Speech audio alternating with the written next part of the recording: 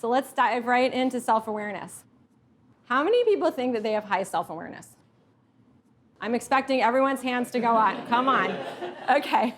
According to Harvard Business Review, 95% of us report having high self-awareness, but actually only 10 to 15% do. So that means the majority of people don't know what their strengths and weaknesses are and don't know, how their words and their behavior affect other people. Like, wow, that feels like a really big problem to me. So if you're the majority of people who think you're self-aware but actually aren't, that's a massive problem for not only you, but for your company, because especially at the beginning, you are your company. So let's look at, a really, really extreme example of someone who's not self-aware. And I just like to stop and note that, I think a lot of us have become aware that we're not self-aware recently because there's a lot of people that have taken these unconscious bias tests online. We all think, oh, I don't have unconscious bias. I'm completely not biased against anyone. And then we take the unconscious bias test and it shows that we are. So the fact is there's a lot happening in our brains that we don't know. But let's look at an extreme example here. So, someone who's not self-aware cannot accept feedback, don't know what they're good at, don't know what they're bad at, don't know what triggers them, so aren't able to identify when they get into an emotionally triggered state. They might actually have an inflated sense of their own performance, tend to take credit for, does anyone know anyone like this? Tend to take credit for other people's achievements and blame others when things don't work out. And finally, they may even hurt other people without realizing it. I'm sure we've all worked for someone who isn't self-aware. And it's an incredibly painful thing especially when you're in a reporting position with someone who lacks self-awareness. It's just almost unbearable. So now let's look at someone who has high self-awareness. Someone with high self-awareness understands what they're feeling and why. They know their own strengths and weaknesses. They know what drives them and what they care about and what their values are, which, by the way, also informs the company's values and helps them bring in people that share those values. Because they know who they are, they can present themselves with confidence, but also humility, and then make better decisions quickly and even in uncertain situations. So early on in life, this might not matter so much. We've all seen people who lack self-awareness who are high achievers in school. So when you're in school, the rules are clear, the guardrails are clear. You know what you need to do to get an A in this class or that class. The teachers aren't really looking for self-awareness. They're looking for, material that you've handed in on a test. It's very transactional.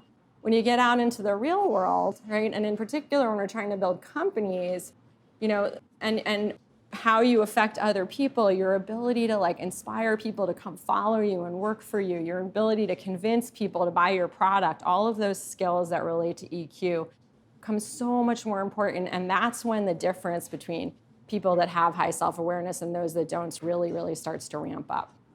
So we're going to go over a quick way to get started building your own self-awareness. So the first step is getting a baseline, what do you know about yourself? So this is a pretty easy exercise. You're going to write down four lists of 5 things each. When asked to describe ourselves, we normally focus on the external stuff, kind of back to the hard skills. So we talk, who are you as a person? You might think, oh, well, I went to this school and, this is my job title and this is where I grew up and these are the things I know about. We tend to talk about things that are external, but what I'm talking about is our inner self, not our external self, which is a lot harder sometimes for us to identify. So you're going to write down your strengths, improvement areas, your core values, and the things that trigger you. Once you've got your list, you don't want to necessarily post it on your social media, but you might want to share it with someone that knows you really well and get their reaction.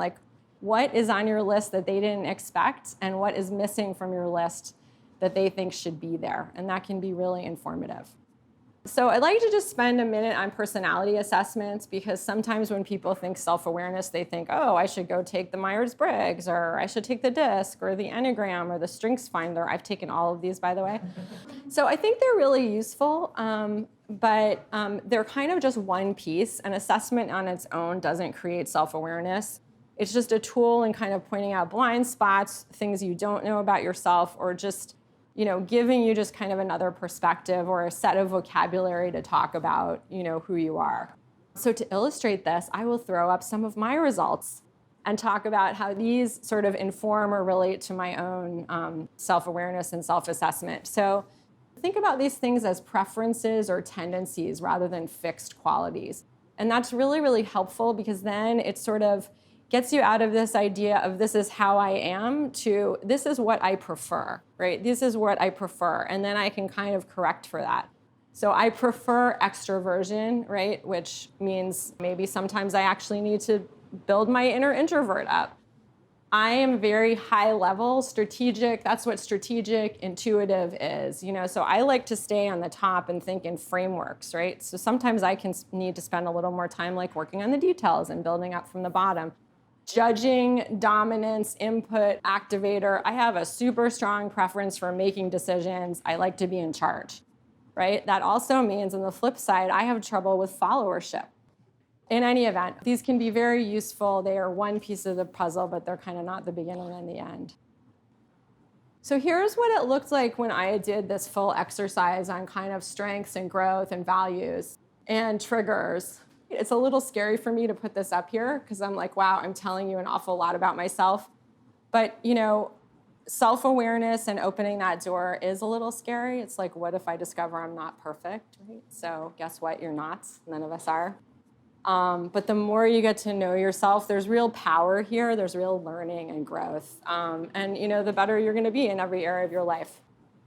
So we can think about all this information about yourself in kind of 4 different boxes. So the first one is your open self, the things that are known to you that are known to others. And then you have the hidden self, which is you know it about you, but maybe other people don't know, right? So with a hidden self, what you want to actually try to do is make that box as small as possible. The more you reveal and share about yourself, the better your communication and your relationships are going to be, and the more you can learn. So there's a lot. It's scary to divulge things that maybe feel private to you, just about how you are and what you care about. But the more you do that, the better your connections are going to get. Okay, so let's talk about the unknown for a minute. I don't really get this. I'm like, how can there be something about me that I don't know and no one else knows? It's kind of like if a tree falls in the forest, like, does it really, no one hears it, does it exist? I don't know.